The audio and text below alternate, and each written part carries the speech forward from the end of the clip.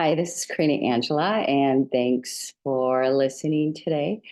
Um, I just wanted to pop in and just share some uh, my book Transference. Just wanted to share today in lieu of everything that's been happening in the world. I think most of all to connect with each other and to support each other as best we can is so important in the world's happenings. And I'm not going to get political, but it's not really a political issue now, is it? It's a human issue. So, how can we be kinder to one another? How can we be more supportive of each other? And it's an everyday thing, right? This is an everyday thing. Um, I catch several, podcasts and people talking about, this dimension, that dimension, the eighth dimension, and we're going from fifth, third to fourth or whatever. It's like, well, what are you doing on a day-to-day basis? Are you, if you're on the spiritual path, are you actually practicing it every day? Are you honoring yourself that much to meditate, to write, to make amends with people that you haven't made amends to? Are you getting along with your friends, your family? Are you treating them kindly? I mean, it's not segregated, right? It's not a compartment that you open and shut. It's always open, right? And I think that's so important to hear because it is the ripple effect. How you are in one area of your life, you, yeah, it, I mean, it should be the same, right? In all areas of your life. And I think when we come to that knowledge of that wholeness, that's when change really starts happening and the awakening really starts happening. And that's my greatest hope for this world. And sorry, I'm a little today because it's big energy right now. It's a lot of energy. It's a lot of intensity and intense feelings and all of those things. And I think when we center ourselves and really honor our space, our time, and give us that time in our silence and just welcoming that into our hearts, I think we're more at peace with ourselves. And then we're more at peace with other people. It's difficult.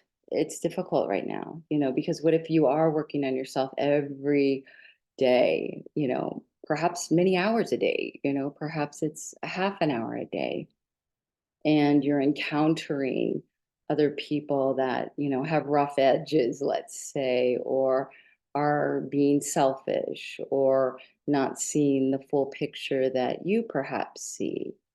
How do you deal with that?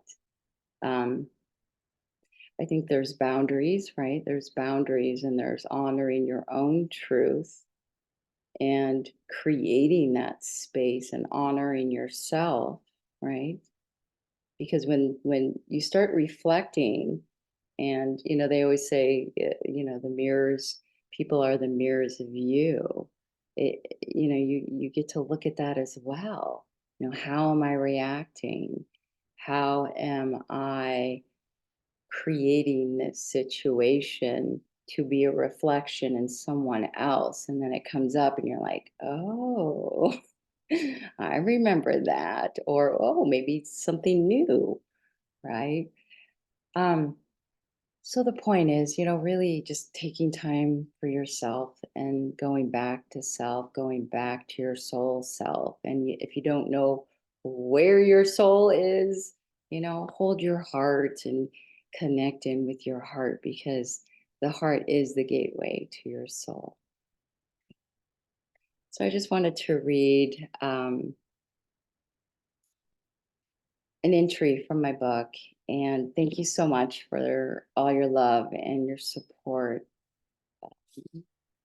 with purchasing my book and asking questions about my book and giving reviews of my book. I just really appreciate it. And I learn from my book every day. It's quite extraordinary. I wrote this book in 2019, and it took me 4.5 years to actually get it published.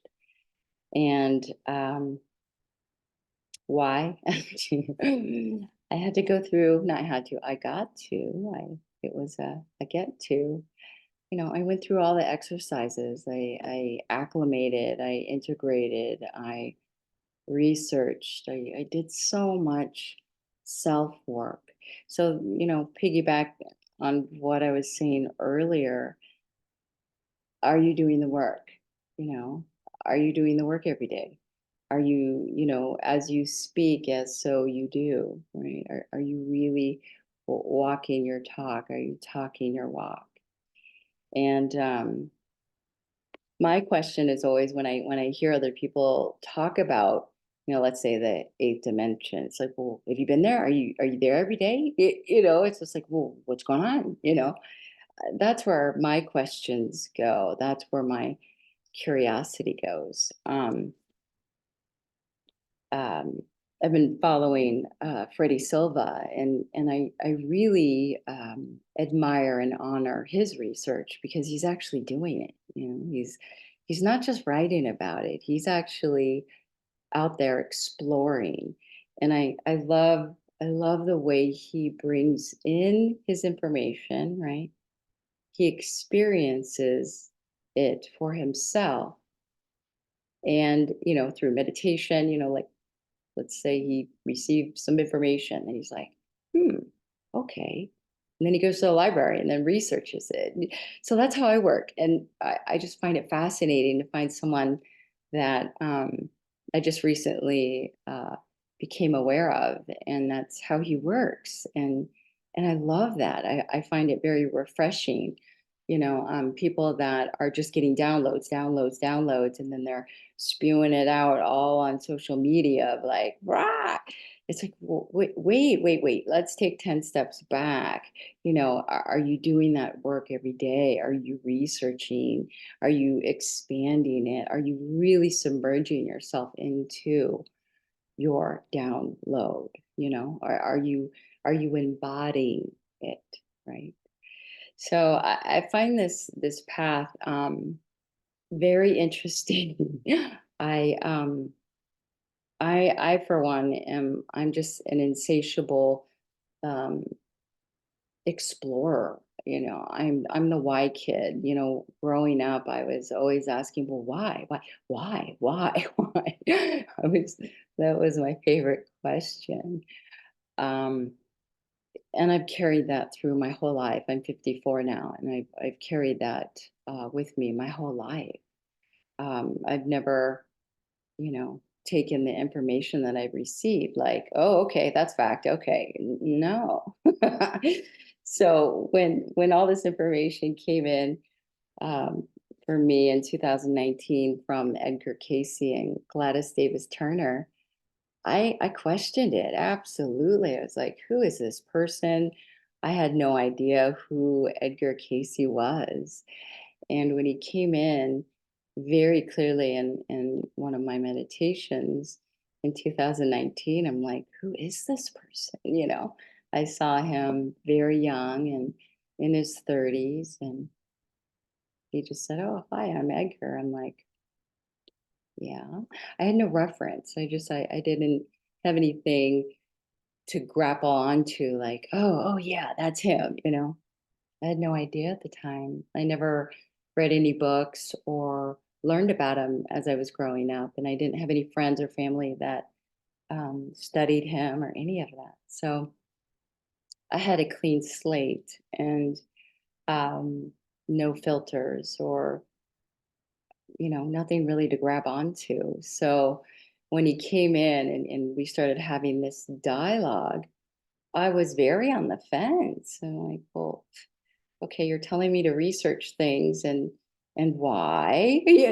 So, and it's all in my book. My whole process of this step-by-step process is in my book because I thought it was very, very important to interject my personal process through experiencing this extraordinary man and woman, um, and everything that I experienced. So those of you that have read it understand, but that have not, it's broken down into entries. There's 44 entries in the book, and they're all random.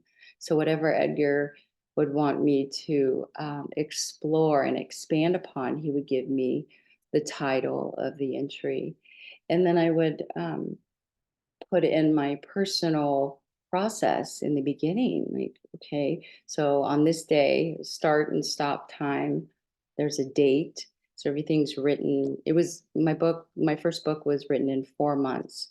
And it was very fast and furious because I was connecting in every day, almost every day, and writing the start time and the stop time and the date. So it's everything was handwritten. But in the beginning, I really struggled with it because it was like, well, what is this process? What is happening? Why am I receiving this information?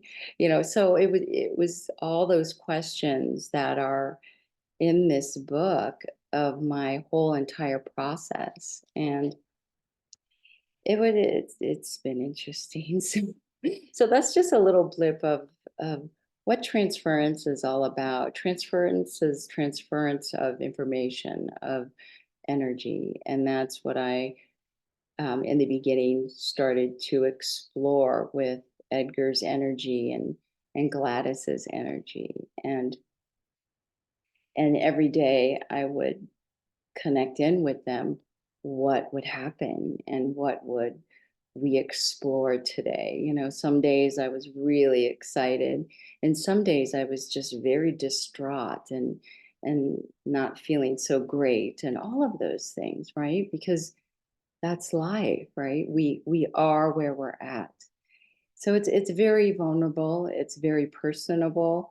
Um, it's a personal story of mine, but it's the personal process for other people to explore and to help expand their consciousness and to help their practice and to help their clients, but more importantly, to connect to your soul. Like, how do you connect your soul? Where is your soul? So, this whole book is about that. And it's about the process of connecting to your soul self. And it's a reference manual to discover your amazement, to discover your soul self. You know, sorry, so I'm not going to get political, but perhaps when we are connected to our soul self, we know right from wrong, right? Um, we have a bigger purpose in life. We stand for truth and we stand for justice, but we know what's right and wrong. So I think this book is helping many, many people out in the world, and I hope you find it helpful. Okay. So this is my book, and I'm just going to read an entry for you today. And yeah. Entry number 26.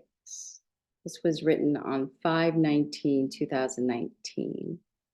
And the time start was 6:15 a.m. and the time end was 6:58 a.m. A little backstory, just a little bit.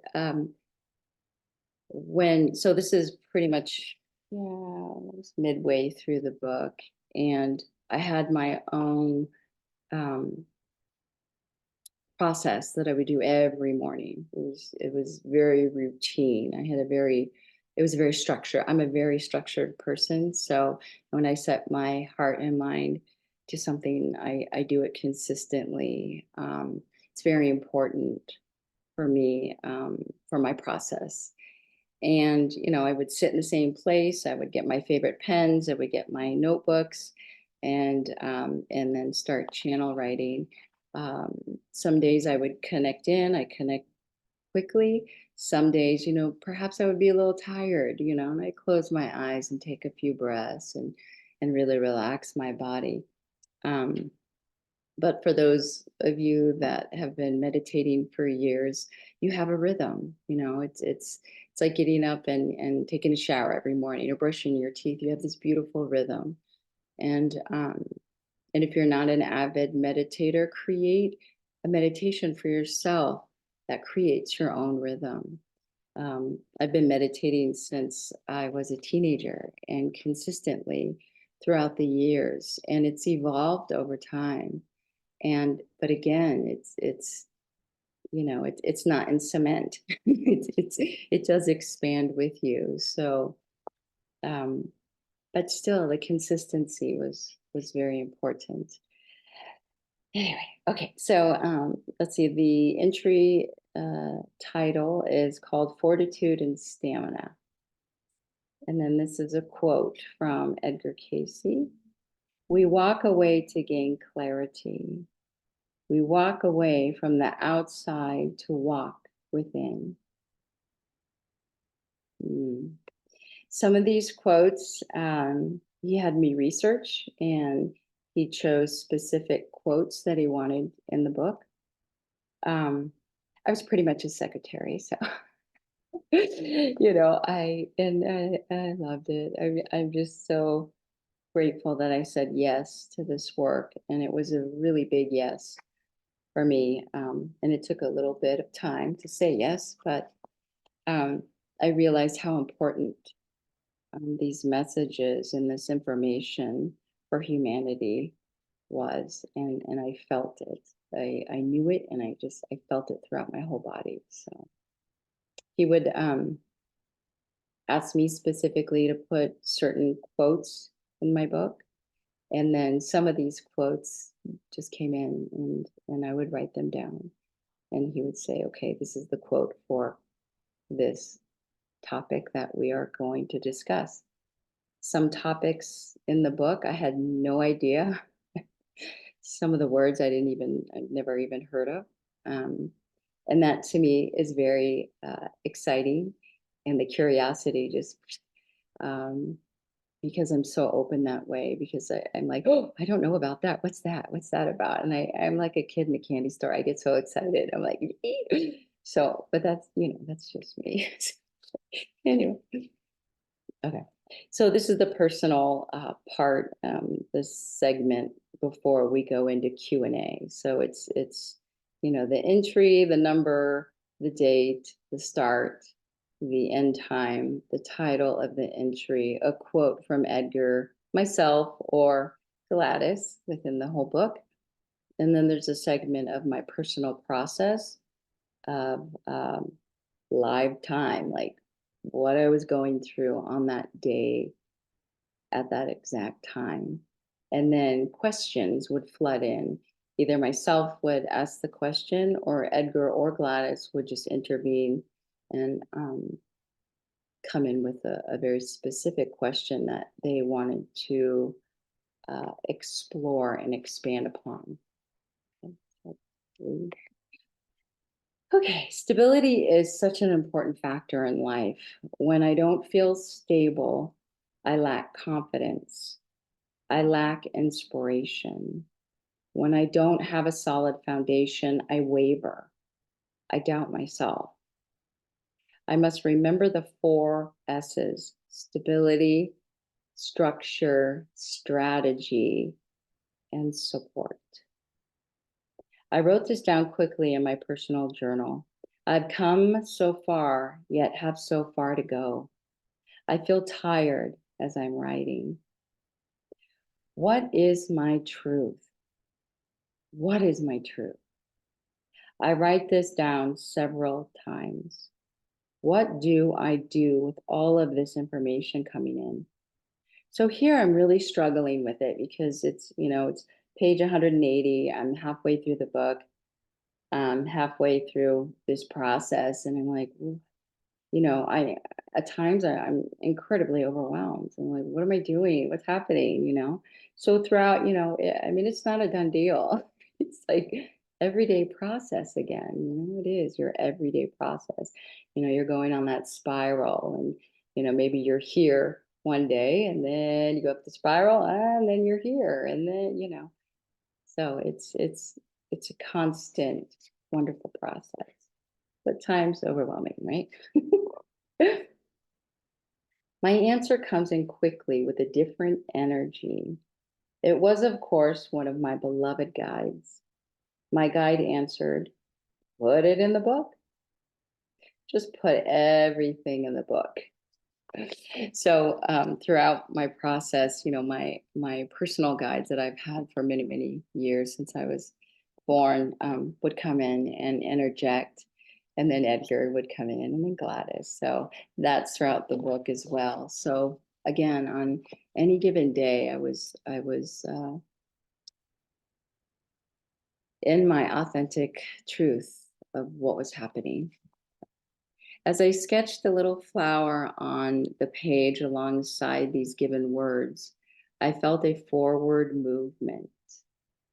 My energy quickly shifted. Why? Because I felt supported.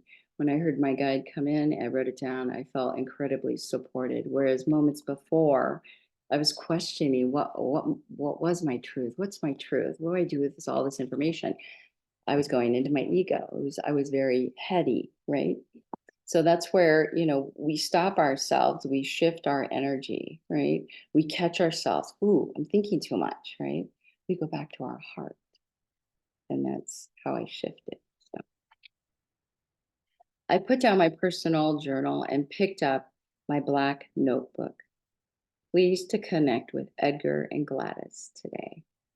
I arrived at our meeting place and had barely sat down in my chair to join them when Edgar started to share the following information. So every morning that I would connect in with them, we would meet at the specific place, at this table with chairs, and it's all in the book how that meeting place came to be. So you have to read it to find out. So EC, Edgar Cayce. Balancing the cerebral cortex of the brain requires fortitude and stamina. The reticular activating system, the RAS, for activation of the occipital. The dysfunction of the brain releases serotonin if not collaborated. It creates discord and despondency, anxiety, stress, disharmony, and disconnection throughout the entire body. To help speed up the process and recovery and balancing of the brain, the implementation of a new writing structure and a palm to palm exercise are helpful to collaborate the brain functionality. This is especially for people who are elderly and in homes, hospitals, clinics, and facilities. So as we're having this dialogue, I'm going to go interject a little bit of the process. So little backup. All this information that he's interjecting, I'm channel writing as I'm hearing, right? So it's coming in, coming in, coming in. It's I like to describe it as a clear stream of consciousness, right? So he's speaking very clearly, and I'm basically taking notes. I'm the note taker, right? I'm observing, I'm feeling, I'm sensing, and internally I can feel the energy, right? But as he's speaking and as I'm writing it down, I'm reflecting on what my personal process was moments before, because he's showing me at the same time, this is what happens and this is how we shift. So it's almost this internal dialogue that is happening, but also he's showing me how it's shifting, why it's shifting, all of these things, right? So everything is happening simultaneously, all at the same time. So, so just wanted to explain that a little bit. Yeah. So thinking for a moment, this resonated with me. So now I'm interjecting my a little, summary of what just transpired. There's a little pause with the dialogue that's coming in from Edgar and the energy. So I'm pausing for a bit, and then I'm writing down the summary of what just transpired. Right? So thinking for a moment, this resonated with me. I focused inward and connected into my heart. I felt it expanding and connected deeper inside myself. So I asked Edgar my question. So my process, I'm holding my heart. I'm like, okay. And now I'm feeling like, okay, I want to go deeper with this information because I want to explore more. I'm such an insatiable, inquisitive person. I want to know, like what just transpired? How did I just shift this energy within inside myself?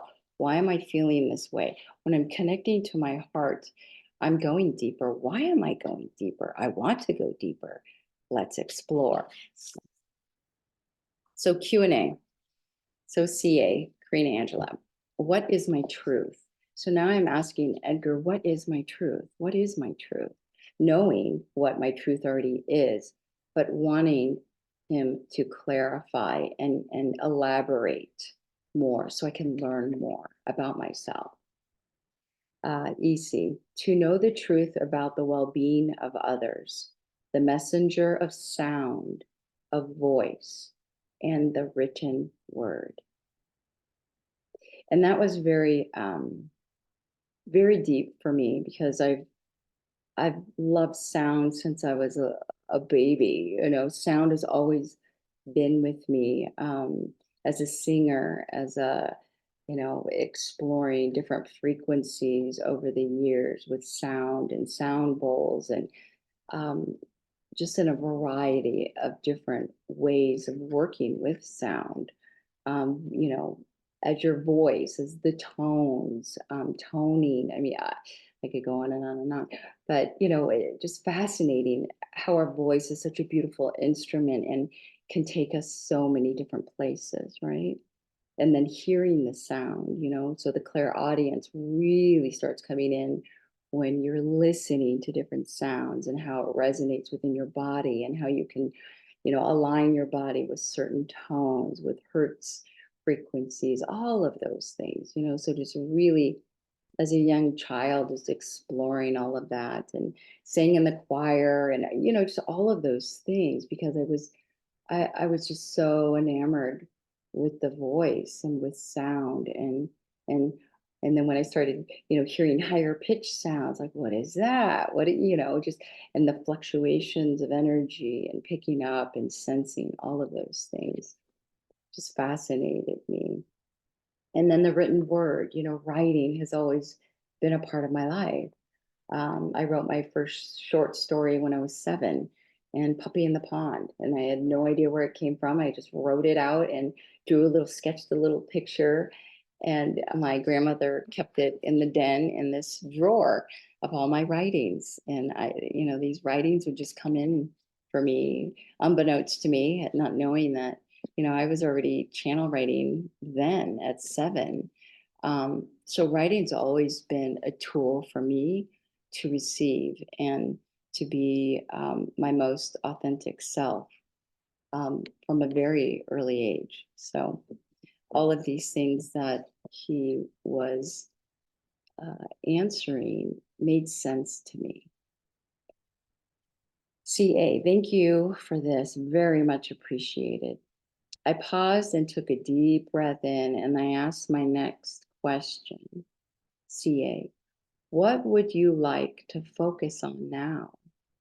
EC, what do you want to uncover next, please? So right here, so as I'm asking questions, he's focusing in on me where my energy's at.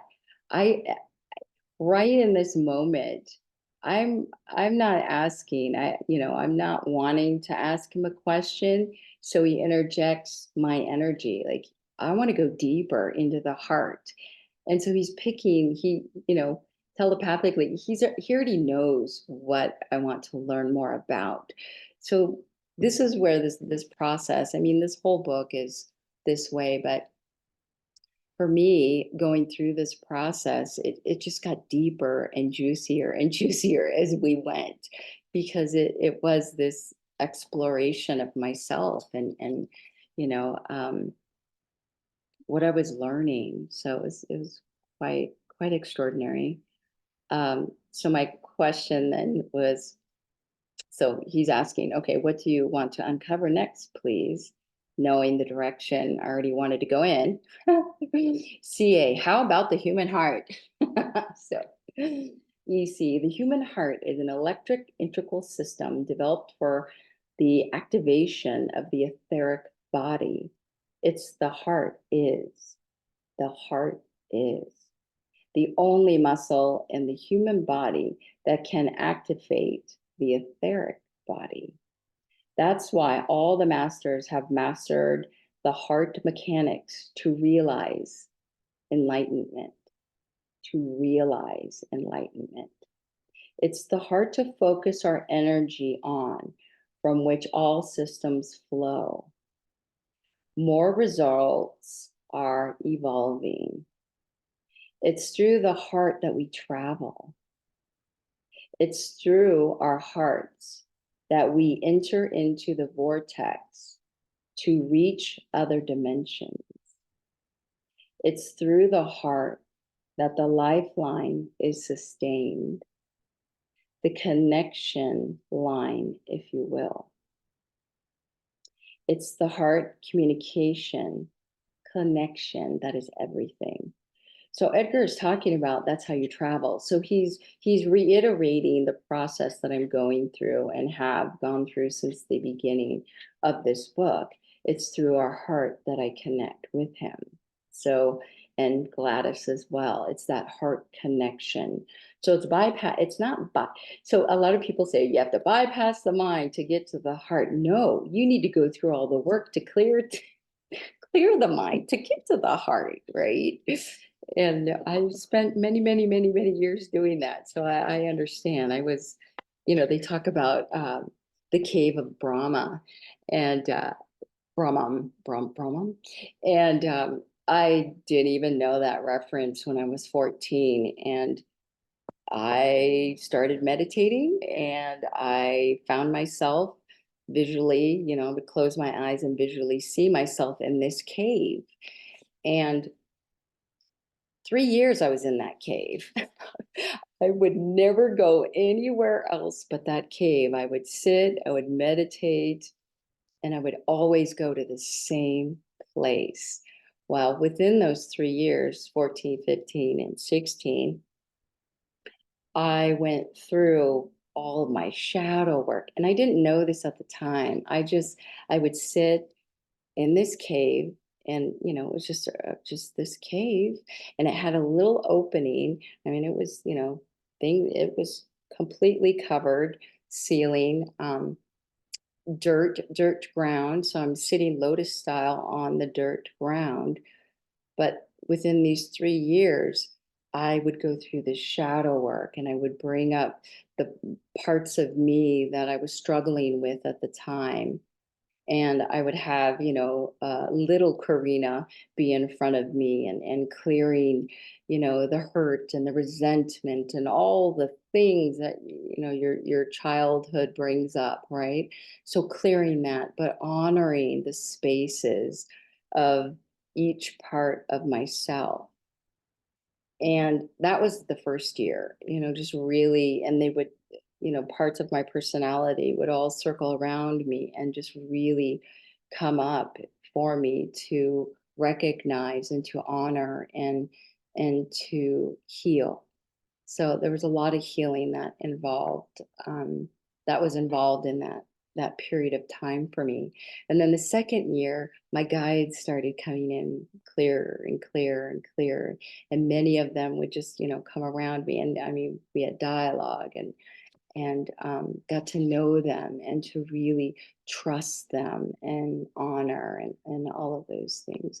And then the third year was more of that, but always still in the same place. Well, at the end of the third year, I was like, okay, I'm done. I mean, some days I just sit there and do nothing. I just sit there because I was frustrated. I'm like, okay, been in this space.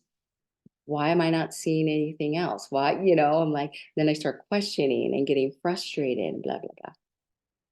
Anyway, there was one day that I went into, my cave and I sat, same place, lotus style, same routine, same time, saw my same guides. And I looked up and the ceiling of the cave just completely open. And that was my opening. That was the opening of, okay, now we get to have fun and explore and expand. And so when I was 16, that's when I started going up and out. And why am I sharing this? Bits and pieces are in this book, but more so in the second book. I think it's very, very important to do our work, do the internal work. And I'm not saying that it'll take 3 years for you. It could take a week. It could take 2 weeks. I have no idea, right? That's your own process. I'm just sharing my own personal process of what I went through and what I experienced. Um, so let's see. So again, Edgar is referencing the connection, the sustaining. It's through the heart that the lifeline is sustained, the connection line, if you will. So he's reiterating. So as I'm speaking and sharing with you, so I'm present in the time that I wrote this. So I'm going back and forth. It's a very interesting process, but when I'm verbalizing what he was saying, he was helping me learn the process of why I was in that cave for so long. I had to have that clear connection and go through all the filters and all the stuff and all the healing. And I'm still healing to this day. That's, again, another process of healing is every day, right?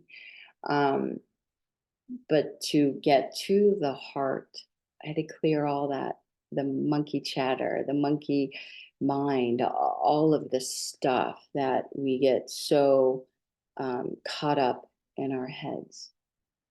When we do that, we get to our heart. And then the opening really begins. That's fun. Anyway, I quickly began to sketch in my black notebook. The following illustration is what Edgar showed me. So basically then it's hard to see, but I'll try to do my best.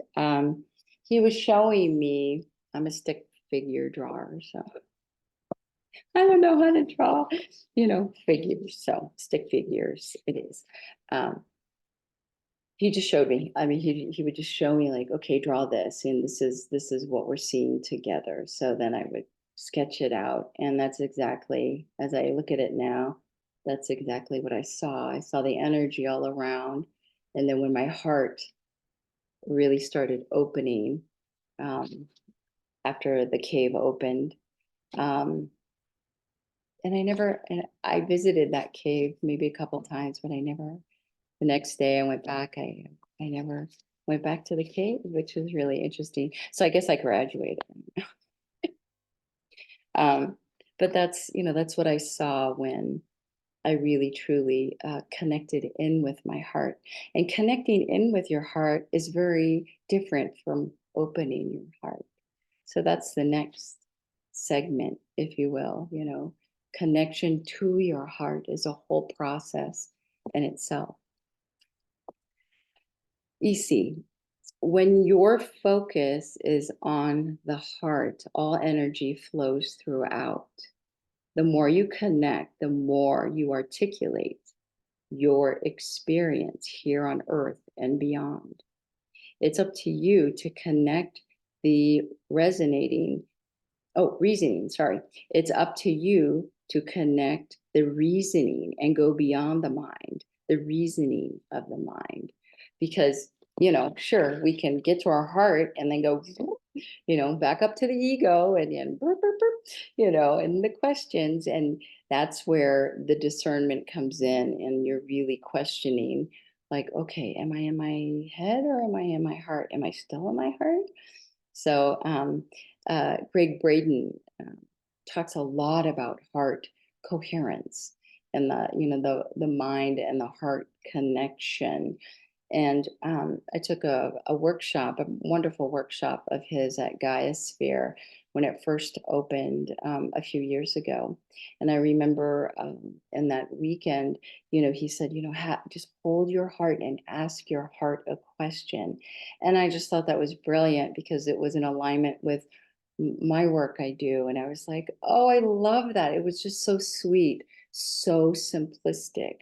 But you yourself can do that at home or wherever you are. And if you have a question, just hold your heart and ask your heart, and you will hear an answer, or an interesting sensation within your body, or a yes or no question you may have.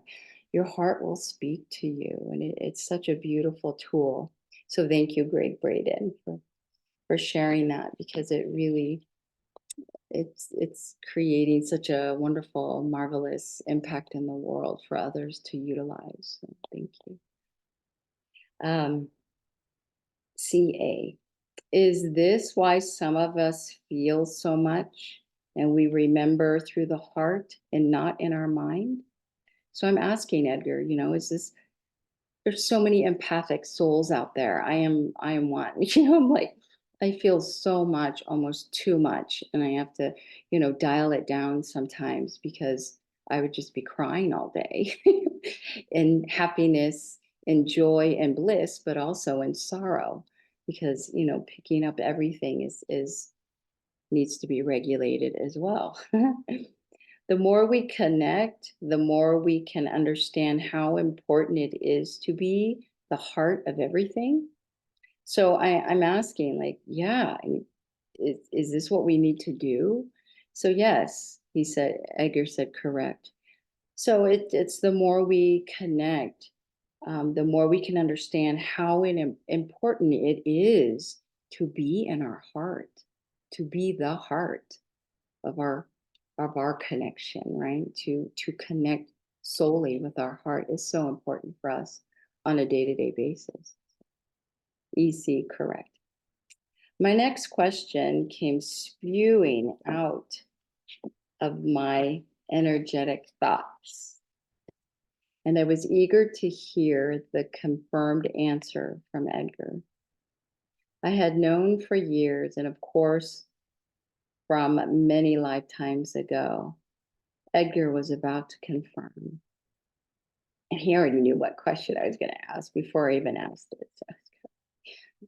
CA, is this how translating and channeling work for me, for others? So I'm questioning. It's like, okay, am I translating, streamlining this streamlined consciousness? What's really transpiring here? What's happening here? Is this how other people do it? Because that was a deep question at the time. In 2019, it's like, is this channeling? What is this? I never really resonated with the word channeling, but a lot of people understand what that word is. But it can mean a vast array of different meanings to different people. But for mainstream, you say channeling, people go, oh yeah. But for me, channeling is very different. EC, yes, of course. That's what we are working on. The articulations of the heart, the connection. So he's really focusing in on streamlining that consciousness, really connecting into your heart to go up and out, and really, as a muscle every day, creating that connection, and how important it is. How you can sustain the inner and the outer realms. So he's saying, for your inner dialogue, when you're having those thoughts, as we all do, we talk to ourselves and we have that voice inside ourselves, but also the outer world, who are we really connecting in with? And to be discerning of that. And is that of truth? And is that from the heart? And there's a very clear distinction there. So, and is it becoming balanced? So balancing the inner and the outer world is so incredibly important. The way you hold the connection you see is getting stronger. So he's telling me within this dialogue, it's like, yeah, the way I'm holding that connection is almost effortless now. It's becoming so strong. It's becoming stronger and stronger as my process is evolving. You can biolocate travel now with the control of the overthought. So now, biolocation, those of you know biolocation, it's yeah, look it up. I go a little deeper into it, but yeah, maybe for another video. But biolocation is, the way you can travel. It's very different from other traveling means, I guess you could say. Sustainability, the ability. So the ability is to sustain that open heart connection and to go deeper and deeper, because that's how you open up more and more.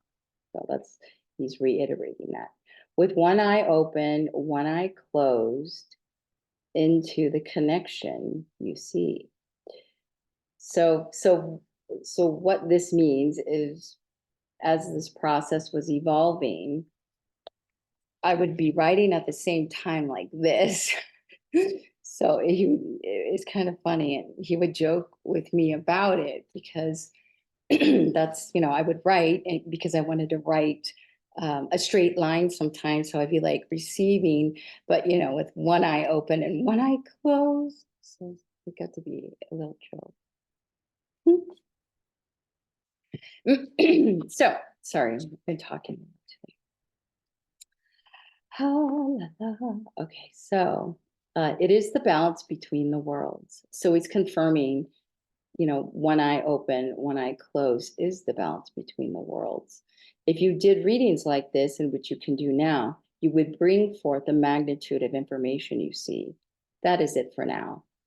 So right after this, in 2019, I did start doing quite a few readings and case studies and all of those. I don't do much of those now. Only people reach out to me, and they are meant to receive, a reading if it's yeah, if they're just guided. People are just guided to me on specific issues, let's say, and then yes, we do have sessions, but I don't openly offer readings or anything now. So anyway, that's side note. So CA, yes, I see, and thank you for clarifying. Thank you, Edgar. Then I went into, I started to contemplate our brains as a whole and not compartmentalized pieces. Because, in school, or, how you learn the brain, in 4 quadrants and all of that. Now it's just really merging all into one as this one functioning brain. And this is how I began to see it, not in sections, because I would draw them in 4 quadrants of the brain when I would go in and look inside the brain. But now I'm really seeing it as a whole working unit, if that makes sense. Perhaps we can balance the brain as one. I would like to explore this. And I did, and I have, and still do, because it's exciting. um, I felt a certain curiosity and synergy flow through me, and I felt excited to explore this more in depth. And I did. So I know that was a long reading. I hope you all enjoyed it. And there's a lot to unpack there. Um, and actually, it has a few other pages, but I'll end here because this is quite a long video. But let me know what you think. And yeah, and perhaps it was helpful for you today to explore more of yourself and your heart and connection with your heart, and how better can you connect with yourself on a day-to-day basis. Okay. So thank you so much for listening, and I really appreciate it.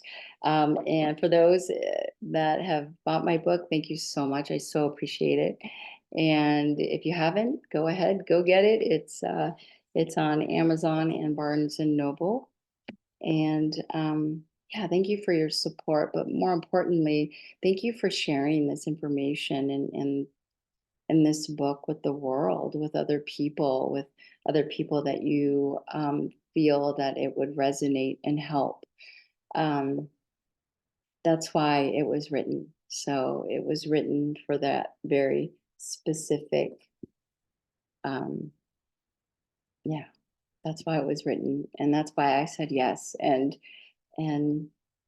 it's helping a lot of people. So I'm just really excited and very grateful to be the steward for this incredible work. Thank you so much. And please leave a comment. If you have any questions, please reach out. You can reach me via email at Corina at trinehealing.com. Trine is TRINE, healing.com. And trine, of course, is in astrology, but it's the pyramid, the power of three. And that was myself, Edgar, and Gladys. And that's, they wanted me to name um, it Trine Healing. So, but that's another video. Anyway, thank you so much. And until the next time we connect, I look forward to it. All right. Take care. And thank you again.